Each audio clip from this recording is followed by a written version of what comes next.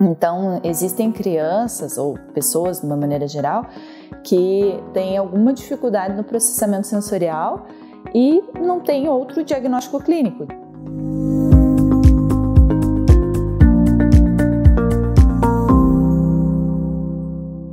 Então, a terapia da integração sensorial, ela foi desenvolvida por uma terapeuta ocupacional na meados ali de 1960, 70, ela iniciou com crianças com alguma dificuldade escolar. Ela percebeu que as crianças tinham alguma dificuldade para acompanhar ali a dinâmica escolar e não eram dificuldades ligadas ao aprendizado. Então a criança aprendia, tinha condições de aprender, tinha os componentes cognitivos preservados, mas algo dificultava que ela, por exemplo, ficasse sentada na cadeira enquanto ouvia a explicação da professora ou conseguisse olhar para o quadro, olhar para o caderno e fazer a cópia do quadro. Ela começou a estudar então e entender que isso estava relacionado com o processamento sensorial. Então a forma que o cérebro organiza, recebe, organiza e dá uma resposta para o ambiente das informações do ambiente, do próprio corpo. Então ela começou a estudar e desenvolveu toda essa teoria mesmo, né, explicando esse processamento, como que o cérebro lê o ambiente, como que lê o próprio corpo nesse ambiente, a relação de si mesmo com as pessoas que estão no ambiente. E aí esse estudo gerou, né, depois dela desenvolver toda uma teoria, ela gerou uma abordagem mesmo específica para trabalhar nessas dificuldades. O transtorno de processamento sensorial ele não tem um aspecto físico ali no cérebro, né? Ele é neurofisiológico, então é a forma de funcionamento não só do cérebro, né, várias estruturas, mas do sistema nervoso central que está funcionando com alguma alteração, né? Então existem diferenças que são individuais, assim, eu tenho um limiar menor para cheiro, por exemplo. Eu tenho uma memória olfativa muito boa, se eu entro num lugar, a primeira coisa parece que meu cérebro nota é o cheiro daquele lugar, ou lembro, sabe aquelas coisas, lembro do cheiro da casa da avó enquanto assava pão, essas coisas. E tem pessoas que não, que o olfato passa meio que despercebido, assim, a pessoa nem registra tanto isso. Então existem essas diferenças que são naturais aí, de individualidade mesmo. Mas quando uma diferença começa a interferir no desempenho, é que ela se caracteriza daí como um transtorno de processamento sensorial que a gente precisa intervir, né? Então existem crianças ou pessoas, de uma maneira geral, que tem alguma dificuldade no processamento sensorial e não tem outro diagnóstico clínico. Então, muitas vezes eu atendo crianças que chegam aqui com essa dificuldade bem específica, como nesse exemplo que eu dei na escola. Ele não está conseguindo ficar sentado na cadeirinha enquanto a professora explica, não consegue fazer algumas atividades de motricidade fina, mas aprende bem, é uma criança inteligente, se comunica bem, tem uma questão social aí bem desenvolvida. Ela foi descrita e foi criada para trabalhar com criança. É a demanda que eu mais atendo, embora tenham linhas de pesquisas já mostrando a sua eficácia e a sua utilização com a população adulta. Qualquer alteração do desenvolvimento, né, que a família nota na criança, tá atrasadinho para, né, não tá andando, não andou no tempo certo, ou antes disso, assim, uma criança muito molinha, não tá parando sentada, não tá segurando a cabeça, já pode passar por uma avaliação do terapeuta ocupacional. Ali, antes dos 3 anos de idade, a gente chama de uma intervenção precoce, então ela não é a integração sensorial pura, né? Ela é uma intervenção precoce onde a gente utiliza essa teoria da integração sensorial como base para o trabalho e utiliza também outras abordagens para atuar nessa população específica aí de intervenção precoce.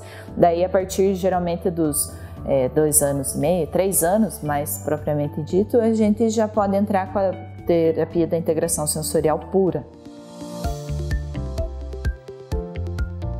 a gente faz a avaliação, estabelece com a família os objetivos do tratamento e o prazo para isso.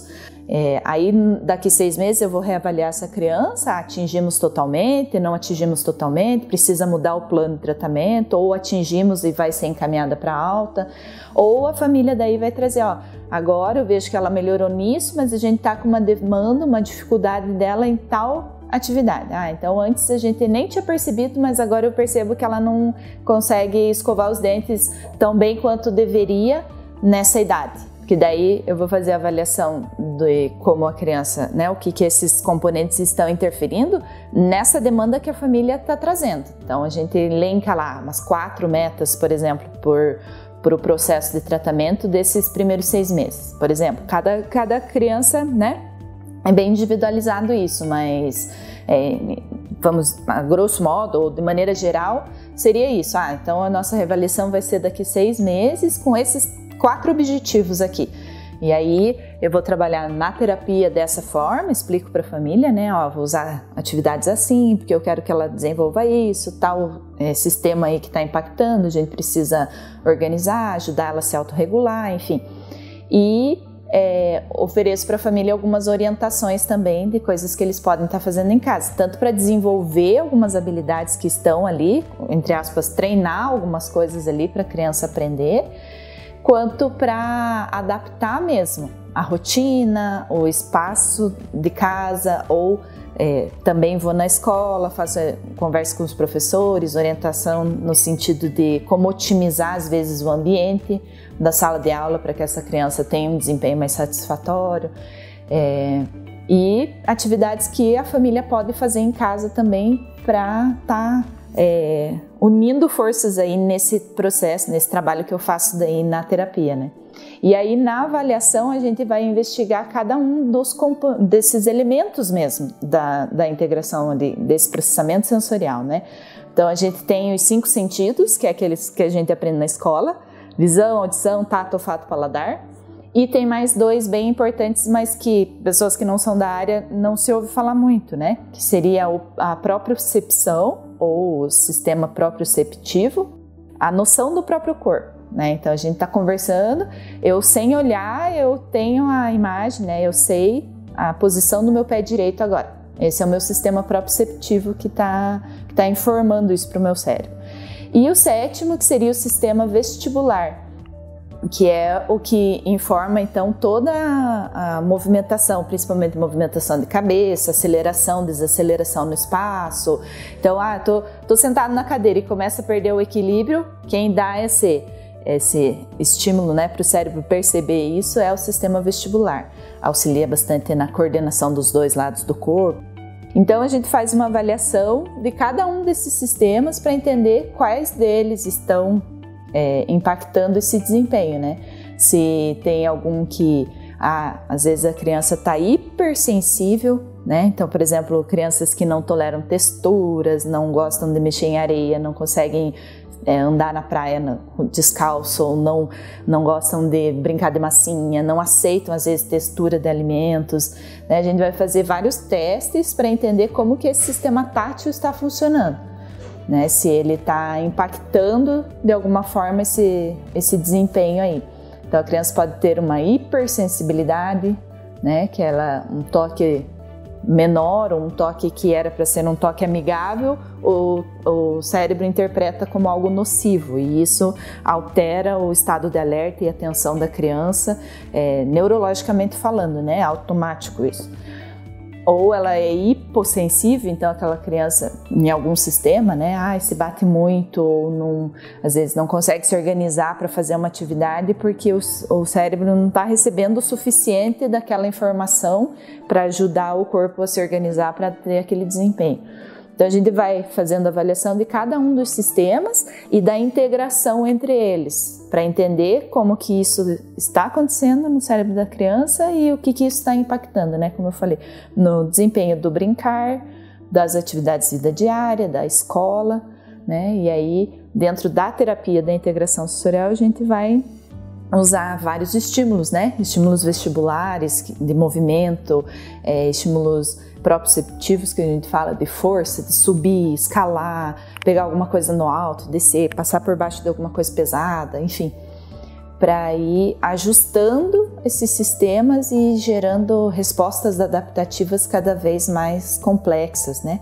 Para poder atuar com a terapia da integração sensorial, primeiro precisa ser um terapeuta ocupacional, né, que é uma abordagem específica do terapeuta ocupacional, e aí a gente tem que existe uma medida de fidelidade para a abordagem que tem alguns parâmetros mínimos, tanto em equipamento da sala, o que precisa ter minimamente, segurança, repertório de atividade, brinquedos e tal, quanto parâmetros do aplicador, né, do terapeuta. Então a gente precisa passar por uma formação mínima, uma carga horária bem grande, enfim. E aí nessa certificação internacional em integração sensorial, a gente tem um módulo lá que é só de avaliação. E aí são as avaliações específicas dessa abordagem, né? Então tem tanto testes padronizados que a gente aplica, quanto observações clínicas, situações que a gente monta para a criança passar ali por aquele desafio e a gente avaliar como que ela está se comportando frente àquela situação.